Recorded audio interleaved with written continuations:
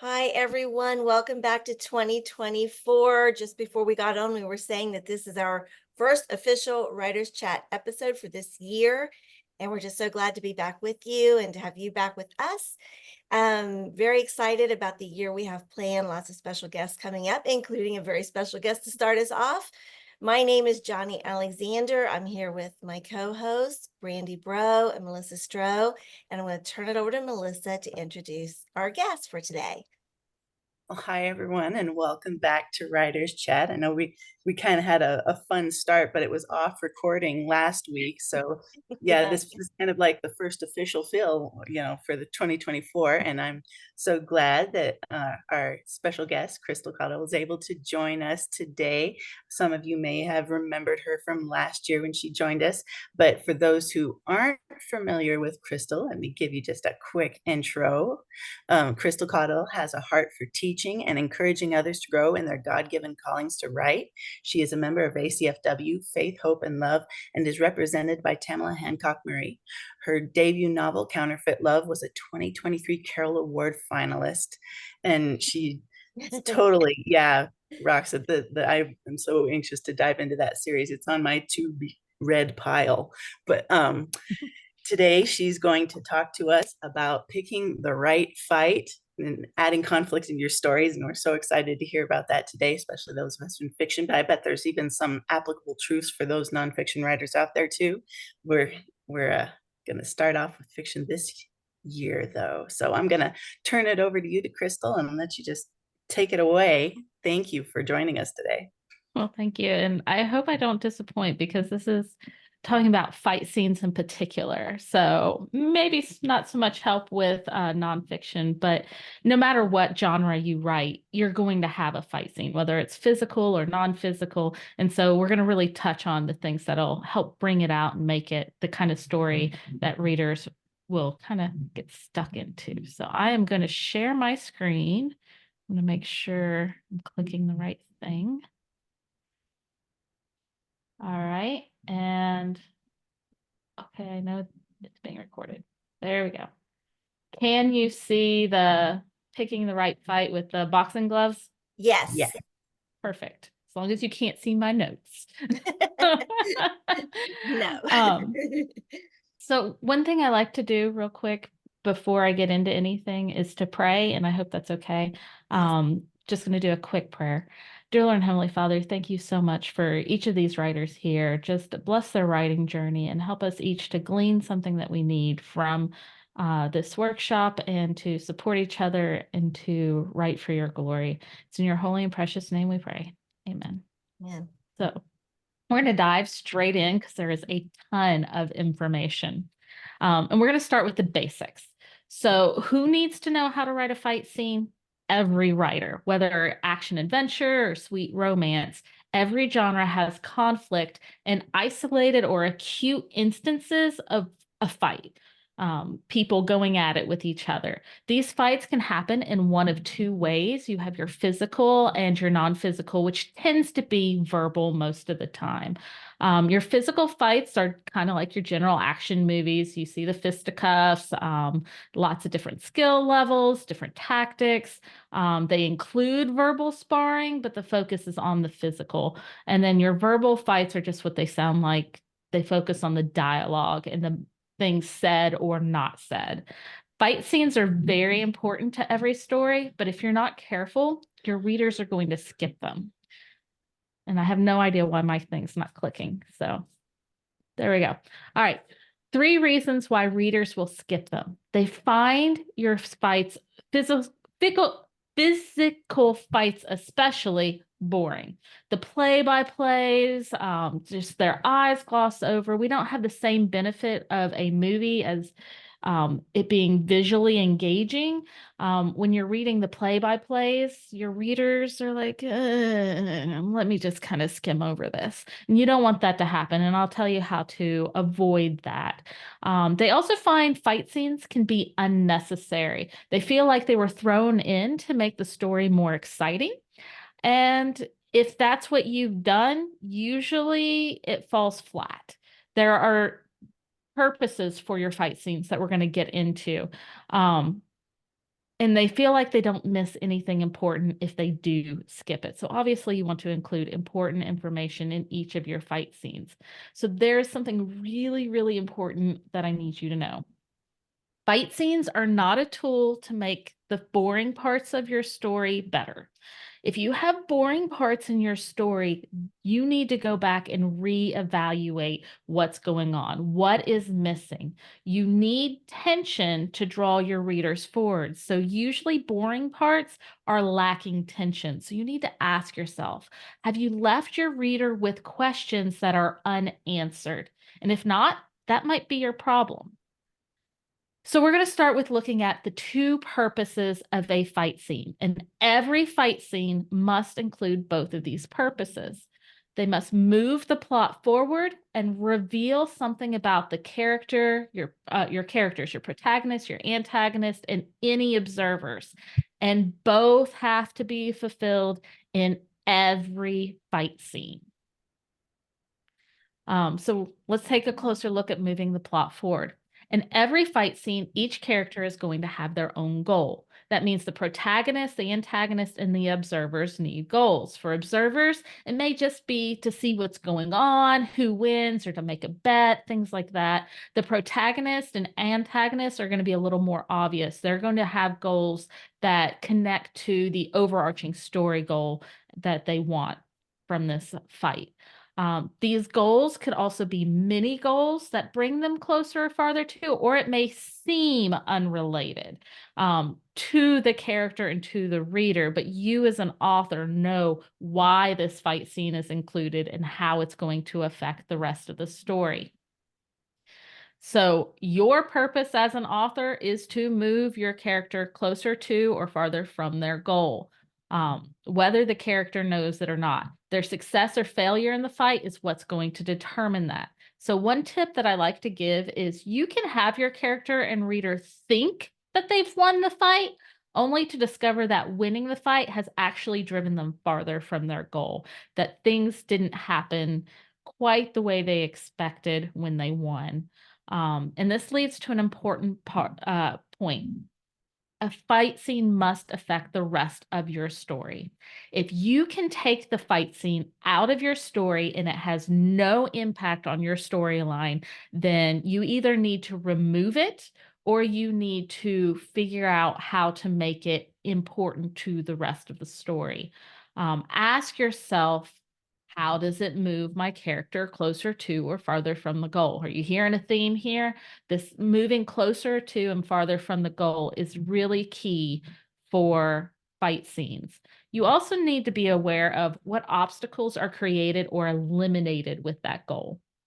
So one thing to keep in mind about obstacles and consequences is they need to be realistic. You can't throw a hairbrush and have it go through somebody like a bullet, not unless you've like set it up as some fantasy world where this is possible. And you want to think carefully through what makes sense and not just what's exciting, because logic is still involved with fight scenes. So, all right, let's look at some examples. I would hope most people are familiar with Star Wars Episode 4, A New Hope, which even if you've never seen it, you have the general concept. So Obi-Wan's overarching goal in this scene is, or for the whole story, is to turn Luke Skywalker into a Jedi. Well, on a mini mission to rescue Princess Leia, he comes face to face with Darth Vader. And Darth Vader's goal is to assert his superiority over his former master and end Jedi power by killing Obi-Wan Kenobi. Obi-Wan knows that his death will put Luke on a path to becoming a Jedi and defeating the Empire. So this is going to present him with two obstacles. If Obi-Wan Kenobi does not allow Darth Vader to kill him, he is going to hold back Luke from fulfilling his purpose.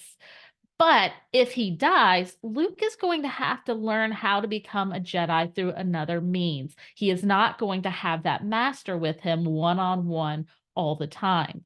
So you have obstacles no matter which way Obi-Wan goes. So without this fight scene, the movie could not move forward in the same way. Obi-Wan needed Luke Skywalker to see Darth Vader defeat him in order to propel Luke on the journey through it and the other two movies. For an example of a non-physical fight, we're going to look at the first proposal scene from Pride and Prejudice. Whether you've seen it or not, you've probably heard enough quotes to get the general idea that she didn't like his proposal. So Darcy's overarching goal is to marry Elizabeth Bennet, even if it's against his will or his better judgment, which, guys, don't ever propose to a woman saying such things. That's just stupid. But apparently Darcy was not thinking. So obviously Elizabeth takes offense at his proposal and develops a goal to expose Darcy's part in separating Jane from Bingley during her refusal. And she throws darts at him with what Mr. Wickham said about him. So now Darcy faces the obstacle of overcoming his feelings for the woman he loved and defending his honor against the lies Mr. Wickham told, while also exposing his sister to possible shame if Elizabeth doesn't keep her mouth shut. Because of this fight, this results in Elizabeth looking at her family, herself, Mr. Wickham, and even Darcy in a different light. Without this scene, the entire story would be different. So that's how physical and non-physical fights can really be important to your story. The other thing they need to do is they need to reveal the character of your protagonist, antagonist, and any observer. When you throw a character into a violent or volatile situation, it reveals who they are at their core, what their instinctual reactions are, what they value, what their flaws and skills are, and what type of fighter they are. For me, this is one of the most exciting parts of writing a fight scene. This is the opportunity to see your characters in a new light, and even for your characters to see themselves or others in a new light.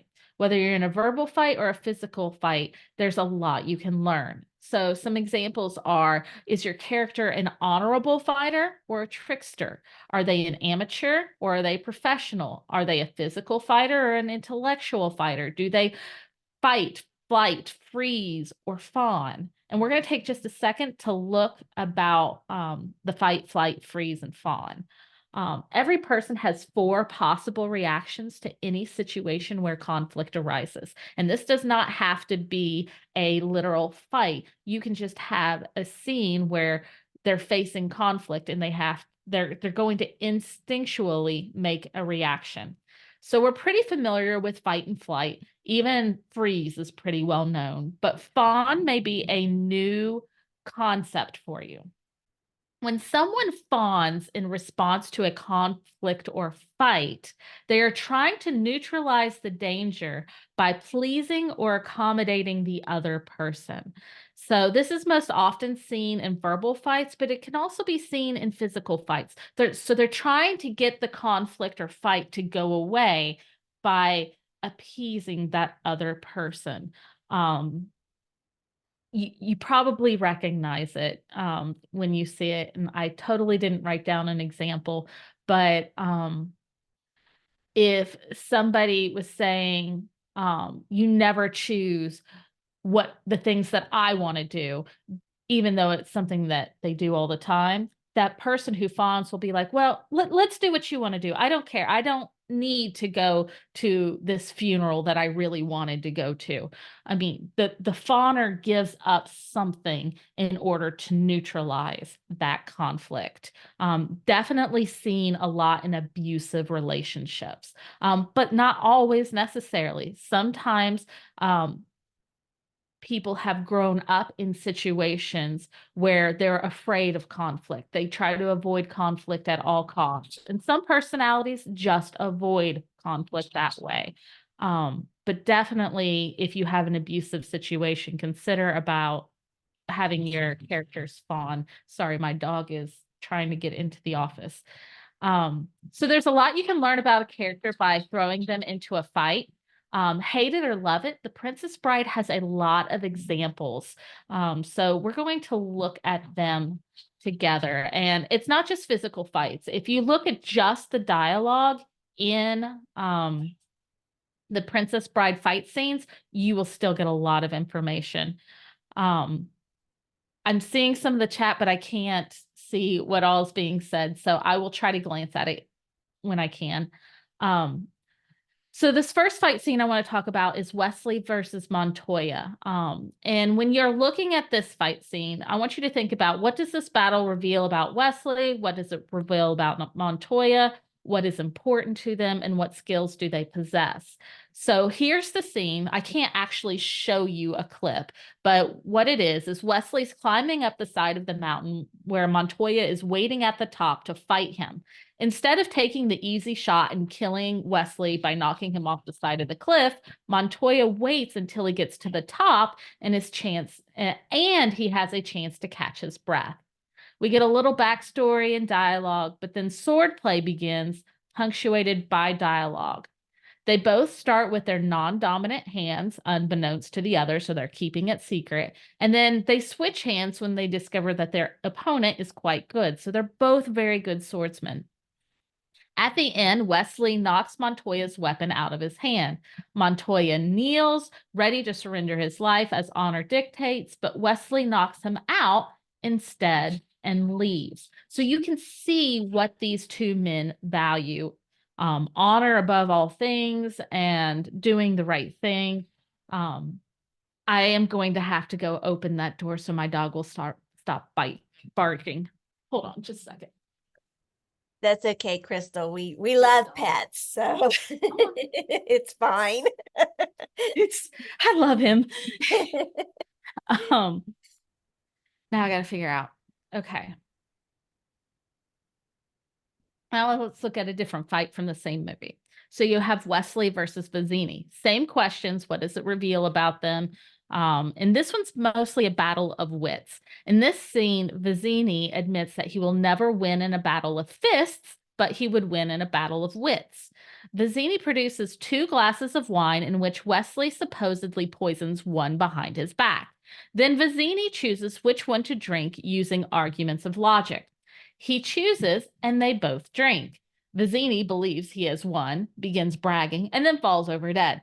Wesley reveals that both glasses were poisoned and that he developed an immunity to the poison. So you learn a lot about both characters, and you're learning more about Wesley in this fight from the previous fight. Each fight reveals something new. The Princess Bride has a large number of fight scenes, and I highly recommend you go and watch the movie and purely evaluate the fight scenes. Look at how the author makes each one unique and different from all the others, and still reveals something new about each of the characters, and the plot continues to move forward. Think about how that movie would be different without that specific fight scene.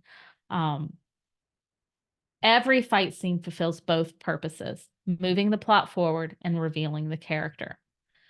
Some things to consider in a verbal or non-physical fight scene. Your characters do not need to be yelling at each other. Verbal fights can be conducted in normal voice ranges and still be just as devastating. What is not said is just as important as what is said. Think about how in a fight, not saying something can escalate the problem. For example, tell me you still love me, and then there's no answer. That silence communicates a lot. And so you can use silence and things not being said to really escalate the fight. Body language also will speak just as loudly as words, so incorporate it. Even better, have your character say one thing, but the body language say another, and then let the other character be confused by it. We've all been in fights where we know they're saying one thing, but they're meaning something else or thinking something else based off their body language. Use that. And you are going to have internal reactions and emotions to the fights. Non-physical fights tend to move at a slower pace than physical fights, but they're just as important. Also, your fights are going to focus more on what is said, not said, body language, and the actions and emotions of the characters. So apparently I just copied and pasted that. So you get all that right there. So we're going to get into the nitty-gritty of how to do that in the next part. Let's see. but we're going to do a couple things. I think we're just recapping now. So we've looked closely at how a fight scene can reveal a character's core, what type of fighter they are, but that is not all that's revealed in the fight scene. Oh, I have done a lot of talking, apparently. Got ahead of myself. Besides the reader learning new things about the character can learn new things about themselves, and this may not always be a positive thing. They may discover that it was easier to hurt someone than they thought, and that they are capable of murder. You can use a fight scene to shake a character down to their very core and make them question themselves. It can be a powerful tool for change in the character's life. So in a scene like Darcy's proposal, Darcy was shaken to the core by the revelation of how he treated others and what kind of man he was perceived as being. This led to his change. The same goes for Elizabeth and how she begins to question her prejudice of others and the way she perceives and judges others. And she begins to change in how she perceives and judges others. So if appropriate to your scene, use the fight to help the character learn something about themselves or another character. And one last note about character revelation. Fight scenes can also reveal the character of those watching it. So think about your observers and how they react to the fight. Are they encouraging it? Do they step in to help? Do they run away in cowardice? Do they go for help? Or do they hold back for the sake of the hero's honor? The observer's reactions could potentially influence the direction of the story. So don't miss that opportunity when you can take it. You may find the hero upset with somebody who was in the observers because they didn't act and he expected them to. So use the observers as a tool and not just a background. All right, there we go. Questions about part 1. I'm going to see if I can skim through. I don't recall any questions. I thought it was really great about the fawning because I had not heard of that one. Like you said, that was a new one for me. I actually learned that through reading a book for trauma. Oh, really? For those who are overcoming trauma. And I'm like, oh, that is actually a reaction to fight scenes too, because you do have those characters who will do anything they can to try and please and stop the fight. Mm-hmm. And so that's a tool that we could use. And I wanted to bring that out. So Yeah, I really appreciate that. something new and different. That's my hope. All right. So now we're going to get into the nitty gritty. And I have until 11:45 or noon. 11:45, 11:50, just so we have some time to bring people back on at the end. So, but take as much time as you need, really. This is fascinating. Okay. So if I have to speed up, I will. Okay, you're good. I think you're good. Step 1, prepare for battle. So before you can write your scene, you need to do some prep work. Some of this is recap, but we're going to look at each question. So what is the author's purpose for this fight? Are you creating obstacles, overcoming them? Is this the big climax where they need to bring together all the skills they've learned to overcome their antagonist or their problem? You want to consider at what point in the story is this? What tools do they have available to them that you want to give them? At the end, they need to have all the tools. At the beginning, they're learning to get tools, or these fights are teaching them tools for overcoming the climax at the end. What are each character's goal in the fight? And yes, you really do need to think about each character, your protagonist, your antagonist, and any observers you might have. What are their stakes? The bigger the stakes, the harder they're going to fight. So you need to know what's at stake. What do they have to lose? What do you want to reveal about the character? Do they fight, flee, freeze, or fawn? And what are they willing to do to win the fight? What aren't they willing to do to win the fight? These are things that are revealing about the character. What skills do they bring? Do they bring bronze or brains or maybe both? Are they martial arts, sword fighting, boxing, amateur? Are they just a normal average Joe who is doing the best they can? What flaws can you reveal in your character? Maybe they say something that is really hard and mean that they wouldn't have in any other situation. This is an opportunity to kind of, when you get in those pressure points, the worst of you comes out. So think about what are some of the worst things you can bring out about your character if the situation calls for it. And what values can you highlight?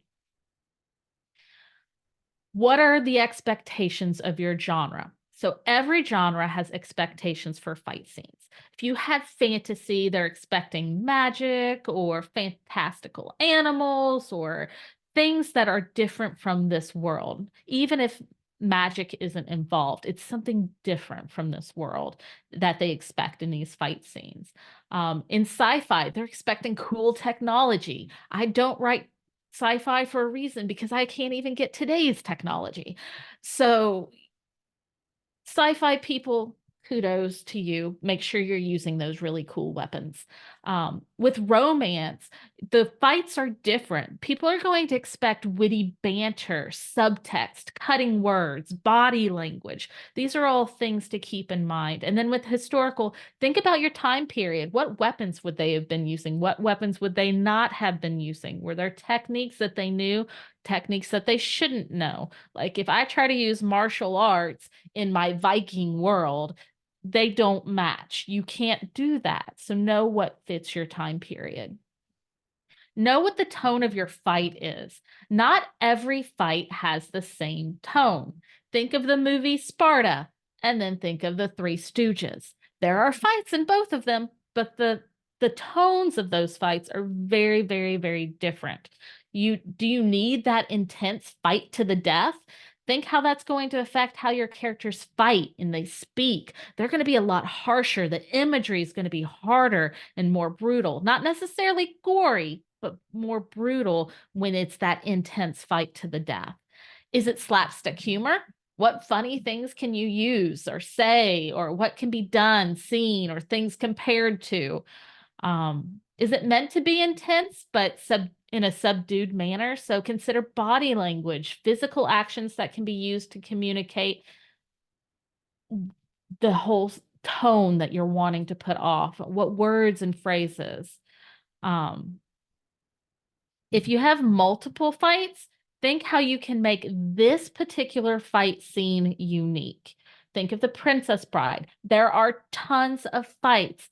You have the climbing up a cliff to a sword fight, a normal sized man fighting a giant, a fight of wits, and then a fight to the death. And there's even more fights than that in the movie. So, again, I encourage you to go watch that and see how the author made each one unique so that you can take that skill into your own writing, especially if you have more than one type of fight scene. The next thing to consider are the details, and there are some certain rules that you should follow for a good fight scene.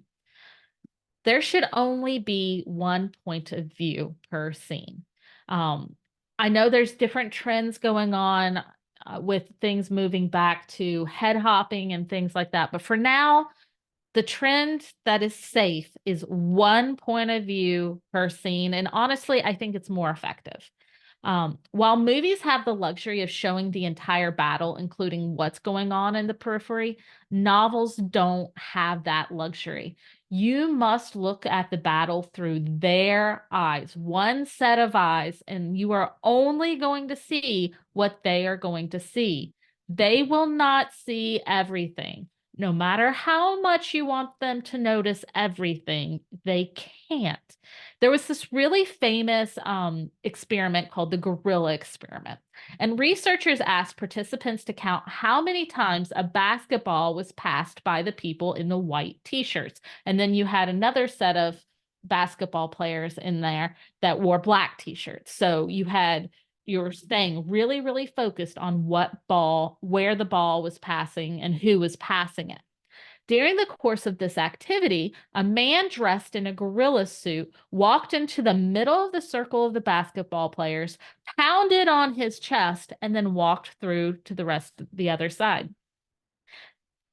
Half of the people who watched the video missed the gorilla. Even if you think you can see everything, you're not going to, and your character is not going to. So when you are writing your fight scene, they're not going to notice the beautiful blue crushed velvet of their opponent, not unless suddenly they are thinking, who would have thought crushed velvet could cut flesh like a million little knives? You use details for a purpose. You're not going to be focused on everything. However, you do need them to see something.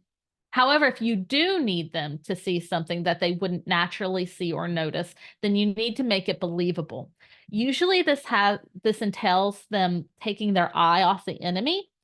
And when you do that, that's really a stupid move because mistakes are going to happen. Consequences are going to happen. The opponent is going to take advantage of your distraction. And so you need to build that into your fight. No fight is going to be perfect, but you have to keep it realistic. And you need to keep it in real time. This is not the time for flashbacks or fanciful musings. This is an intense moment of time in your story, and it has a singular real-time focus. You want your reader living in the moment with your character, so it's important to cut out unnecessary details and not go off on tangents. If they get sidetracked with a thought, it needs to be short and have consequences for being distracted. Your battles are also not just a list of actions. Your characters are going to have physical and emotional responses to what is happening. Anger, fear, determination, surprise, horror, they all play a part. Physically, if they get punched in the face, what do they feel? Does their brain smack around in their head? Are there flashes of light? Your characters need to experience the fight so your readers can experience the fight. If you don't know what it feels like to get slammed, punched in the face, go to Google.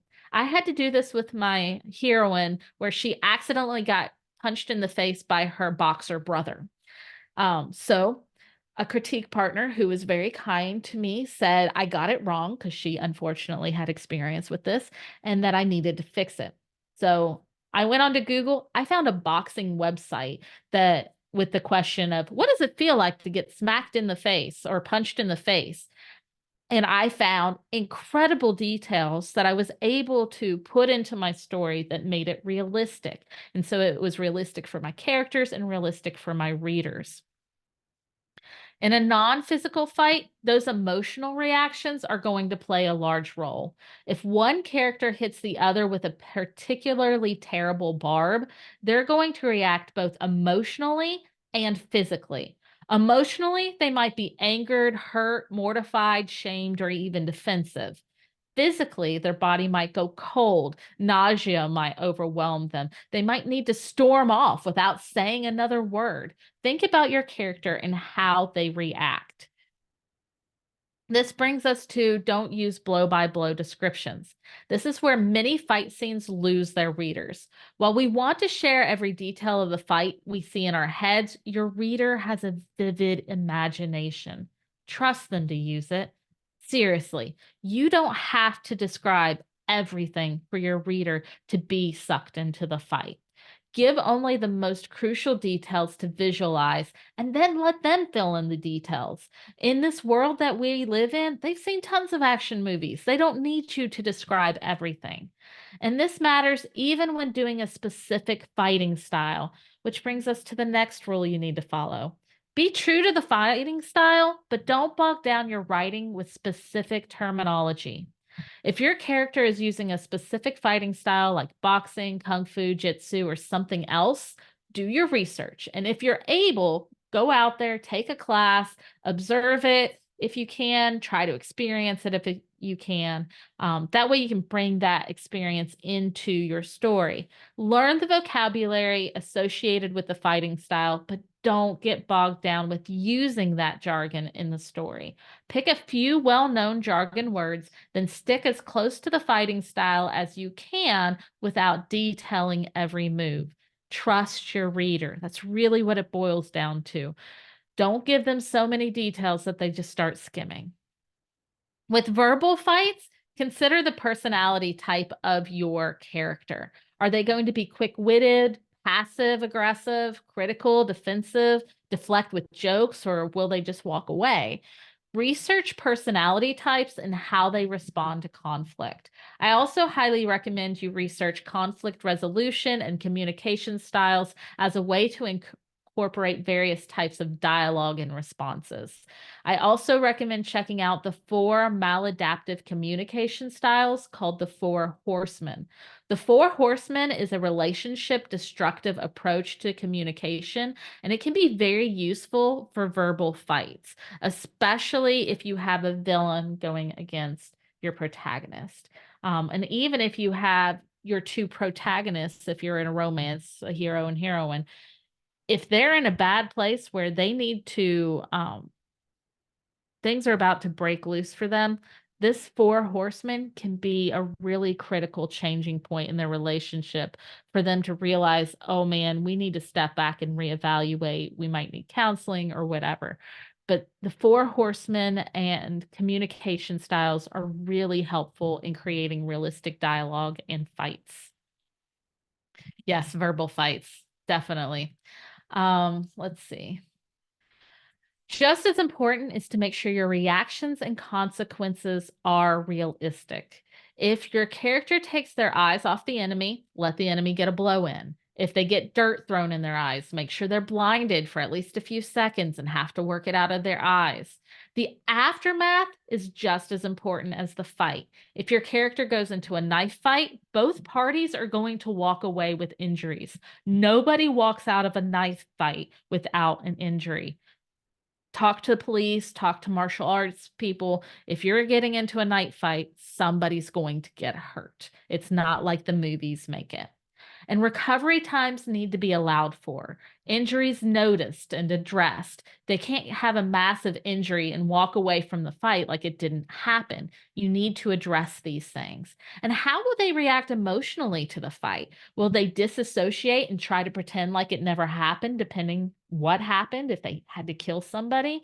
Or will they brag, or will they curl up in themselves? So think about, what sort of reaction are they going to have to this fight?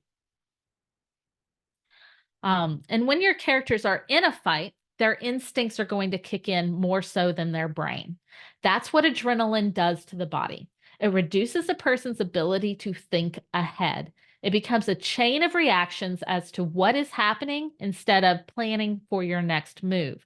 Characters are going to react in one of the 4 ways we talked about: fight, flight, freeze, or fawn.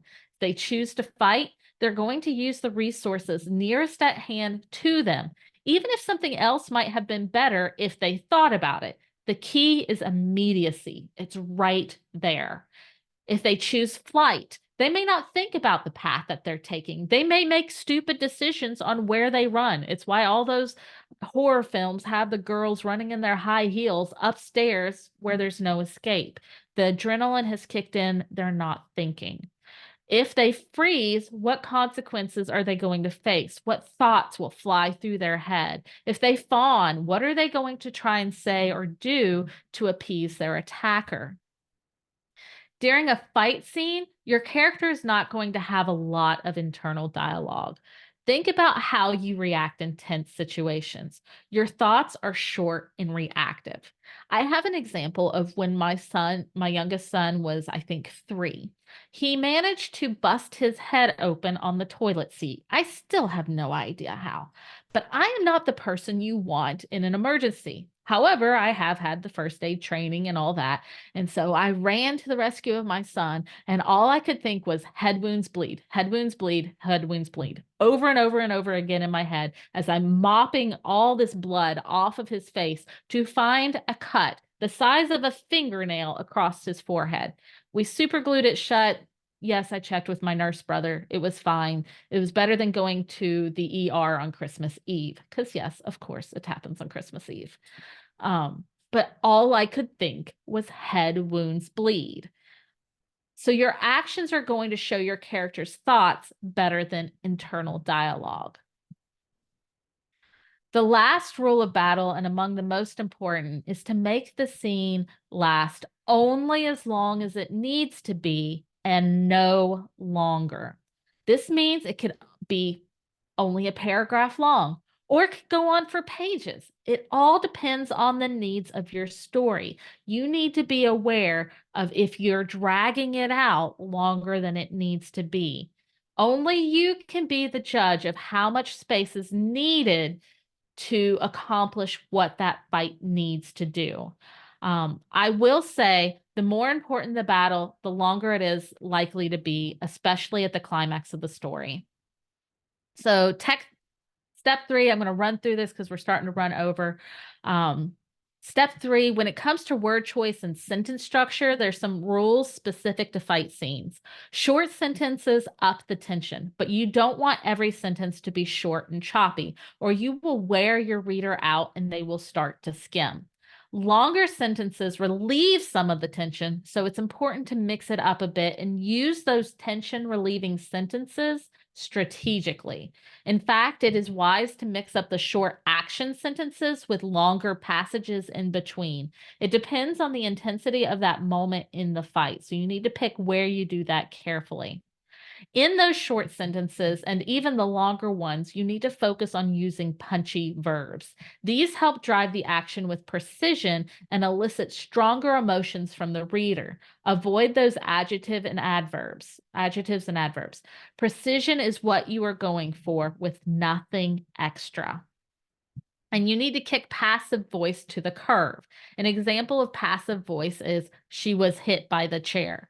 Rewrite it to say the chair smashed against her body. See the difference? Your body almost physically reacts to that second sentence versus the first. You also want to mix your action with dialogue.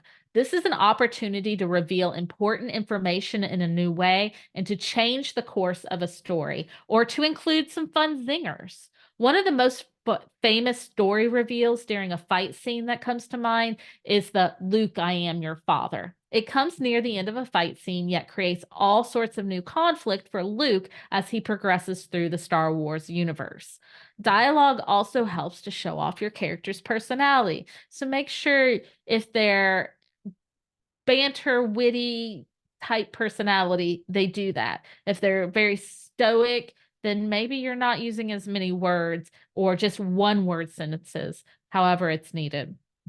A fun way to use dialogue in a fight is to have it interrupted with action or have a dialogue bookend the action. So I don't, he dodged a punch, know where she is. So mingling that can help bring the fight scene and the dialogue together. Another key thing to keep in mind is white space is your friend. White space is needed no matter what is going on in a story, but it is especially important in a fight scene. It helps drive the tension as the reader turns pages faster and faster to keep up with the action. When a new character takes an action, start it on a new line. Use dialogue to break up what might be a long passage. Pro tip: check your white space to make sure you aren't bogging down the tension with too long of a passage. And then the last thing, fight scenes are not the place to whip out flowery language. It's all about action and immediacy. Keep moving and don't bog it down with anything unnecessary. We don't have time to go through an example from my story, so we're just going to skip over that. Before I take your questions, the QR code on the left is for a free novella from my collection, my series. It also signs you up for my newsletter.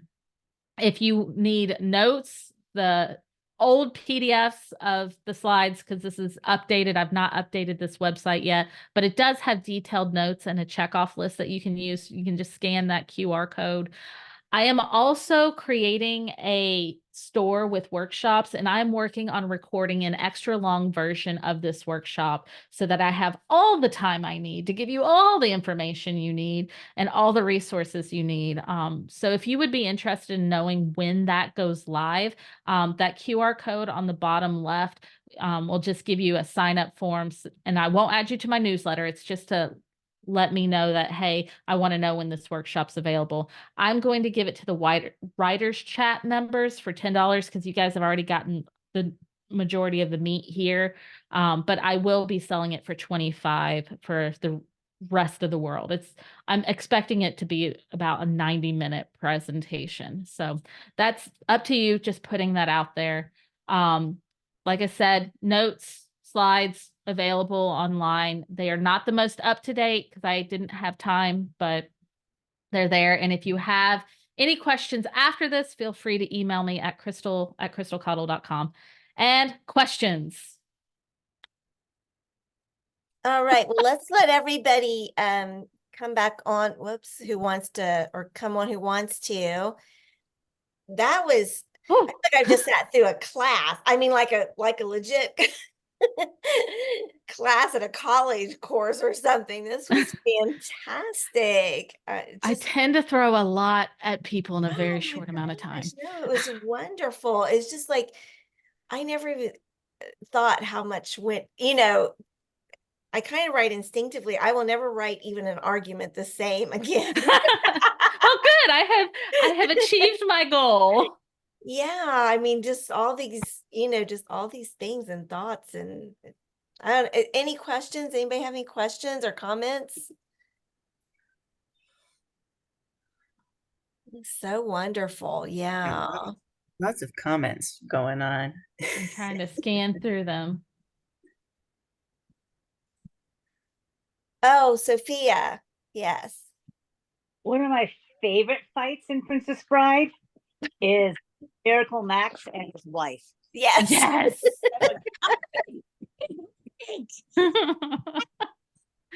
It really is a fantastic movie to go and study all the different types of fight scenes. I will probably be the person people throw tomatoes at. I don't actually love the movie. I'll tolerate it, but it's really good for studying. So I will not be quoting things to you because I do not watch it that much. There's also a really good fight between a husband and wife in The Neverending Story. Yes. Oh, I haven't seen that in years. Yeah. I love that movie. Yeah. Similar to Miracle Max and his wife. So fun.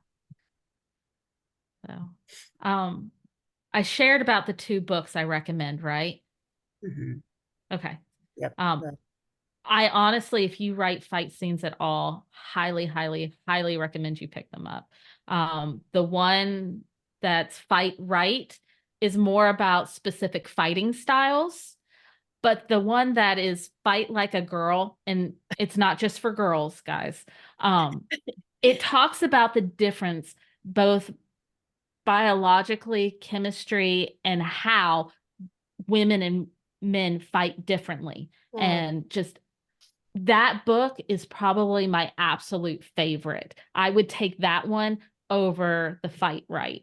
But Fight Right also has a lot of tools. So I highly, highly recommend those books. All right. A couple things. Leslie didn't get the scans, but we can just put in the website. Here, right? I'll put the website in. Okay. And yeah, so the scans just gave you access to websites, Leslie. So Yeah. it was in the chat. So if you didn't get the scans, you can still get the websites. And then Crystal, I'm just interested in, there are so many different elements of writing and so many different things we need to know and do and think about. What about arguments and physical fights? Why that? Why is that your thing? And you've done it beautifully. I mean, I'm so sincere. I just think this was amazing information. I think it's more or less because I like the action movies and I love witty banter. Like those are my favorite things to watch.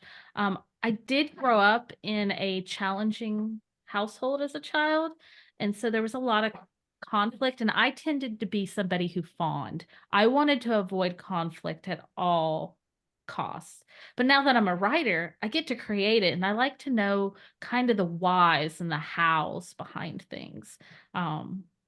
I'm just curious by nature and I get to play with it. And I spent hours researching all this because I wanted everything to be true to life. And it was really fascinating to learn so much. So, I hope I answered your question. Yeah, you did. Yeah, I think I was trying to think if I've ever even actually written a physical fight. And yes, I had. I did. One of my characters once stabbed another character with a pitchfork and he died. And I remember like really struggling with that scene, to make it not too graphic and trying to So- be realistic, but that's really not my usual kind of story. Usually you don't find that in my stories. That's my website, and if you go to sign up for my newsletter, you'll get the novella. I'm trying to find the link for the notes and stuff. Give me just a second. Okay. One of the Because I best have it as a compli- hidden page. Oh, okay. one of the best compliments I got early on when I was working on my manuscript was my son read some of the stuff for me, and he read this fight scene I had, and he said, "Mom, that was visceral." Yes. And I'm a Good. homeschooling mom of 7, so it was just really, I think, surprising to him that he felt that bloody scene. Mom's got some tricks up her sleeve. So that's the notes. And then I am working on pulling up the Google form if you're interested. Thank you. And when I get that pulled together, I was hoping to have it done before we met today, but unfortunately our family's going through a lot right now. So it's just Oh. timing is limited. I think we all get that. Everybody's got it's been, it's been kind of been a hard time for some folks. All right. Any other questions or comments or anything for Crystal? Yeah, Pam. The Fight Right by Carla Hoke. Yes. You should see her act this stuff out in person. Oh, it's on my list. She's done workshops for realm makers where she does physical, and she gets, usually a guy, because she's this little tiny little thing from Texas, and she'll show us things. And then she talks about, like you were saying, the physical, what happens to a body when, and she is always so disgusted on most movies and shows and things. She was like, "That's just not a thing. It doesn't Right. happen. It's not a thing." And so She also has a podcast. So if you're Yes. a podcast wow. listener, I forgot about that. She does, yeah. Oh, Pam, can you put her name in the chat then too? Yes. And so if people are interested in finding her podcast or the book. here, I'll put both titles in the book or Okay. titles in the. Because she was showing us stuff years ago in Realm Makers, and started getting requests on, can you write that down? Can you write that down for us? And she ended up writing the whole book, and Oh, Writer's wow. Digest put it out. So Wow. we were pretty excited for her. Well, yeah, that is because again, it's not something like, I've read a lot of craft books and over the years, and I don't remember, I've never seen anything this detailed about Mhm. fights. I don't know if I've read anything about how to write a good fight scene. So Yeah. either And way, then even just an argument. I mean, And she's an expert in some of the Asian martial arts wow. and stuff. So, but I mean, I bought the book to support her. I'm like, picture book writer. I don't need this, but you never know, right? You never know. never You know. never know. And I think a lot of the tips and guidelines that Crystal presented, I mean, That too. they're important. I mean, because you're going to have tension in your story. There's going to be an argument, even if it's a very low scale argument, or else you'll have no tension. It Right. just be a big explosion. Mhm. So it's really good. Well, Crystal, thank you so much. And You're welcome. Thank you. And I'm sorry to dump a fire hose on you. no, I'm glad. I loved it. I loved it. So I'm really glad. I'm sure it's going to be, a lot of people will be really blessed by this information. So next Tuesday, Brandy, you want to tell us about next week? Yeah, I'm going to discuss goals. And it's going to be a range from the type of person that needs something very minimal, as in like a trajectory, to the person that needs fine details to figure out all the little itty bitty steps to figure out which way they want to go. Sounds good. So yeah, you want to be here for that as we talk about get more specific on setting goals. So Okay, well, if you're watching the replay, we are glad that you're doing so. We invite you to join us any Tuesday morning at 10 o'clock Central, 11 o'clock Eastern. Check out our Writers Chat Facebook page, join our Writers Chat Facebook group, and check out all of our videos on YouTube on the Serious Writer channel. Until next week, bye-bye, everybody. Trying to read through the chat.